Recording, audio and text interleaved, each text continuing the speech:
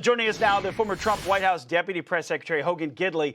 What's your reaction to the administration pausing these offshore wind farm leases? Well, bravo. I mean, look, the main goal of the administration of any president should be to protect the homeland. And what they talked about in those press releases were the fact that these wind turbines did all types of things to mess with our radar capability that prevents us from protecting the shoreline when threats could emerge through the sea, through the air, et cetera. Not to mention the fact Doug just pointed out, Doug Burgum just said, it also messes with commercial flights as well. And at a time when we've had such problems with air traffic, many instances, fatal crashes outside of Washington, D.C., et cetera, we all know that when you go to an airport, while there may be some new things around, a lot of the technology they have is very old, very outdated, very antiquated. And so if this messes with radar at all, you're causing us safety problems for domestic flights and a defense problem for our national security. Good job. I mean, they should be protecting the homeland. Thanks to President Trump. He's doing that again, where Joe Biden didn't do it at the border, didn't do it anywhere for that matter. Right.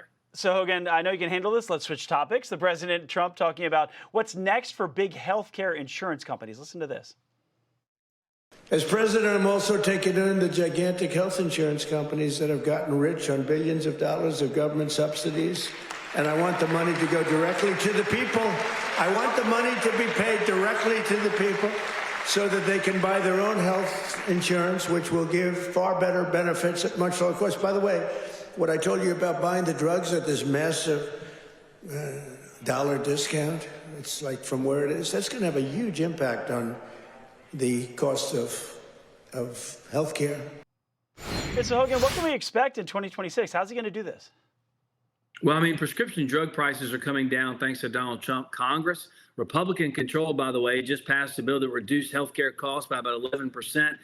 The mere fact we're talking about health care as an issue or insurance companies as an issue shows that Obamacare, which we were told would fix all of this, didn't. It was 100% constructed by Democrats, 100% voted on by Democrats, and 100% implemented by Democrats. The problems we face with this healthcare in our country today is caused by none other than Democrats. I mentioned the border before. Republicans came along and fixed it. I mentioned crime.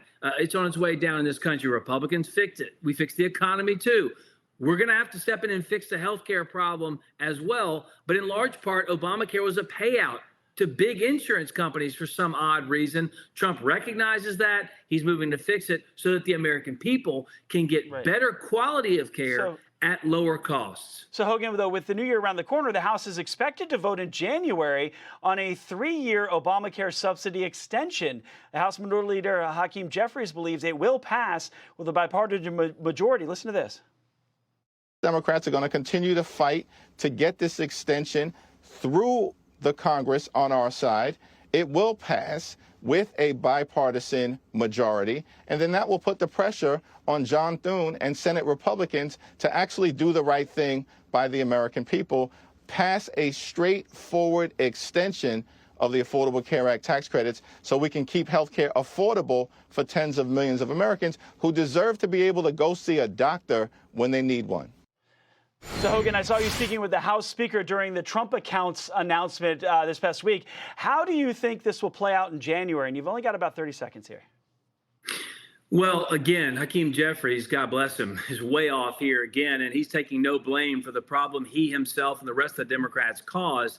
We're going to step in and try to fix it, our Republicans, at this point, because it's not affordable. He says Americans deserve affordable health care. You broke the system. I mean, it's your fault. So moving into the new year, I expect it to pass the House, quite possibly. But again, the Senate just voted down a 3-year extension of ACA subsidies. So it's anybody's guess. Will the pressure be on them to do so? Who knows? But regardless, costs are coming down thanks to Republicans in this Congress. Hogan, thank you very much. Appreciate it. Good luck to Ole Miss in the Sugar Bowl. Georgia's going to be tough to beat, though. Thanks. Hotty toddy. Thanks. Yeah.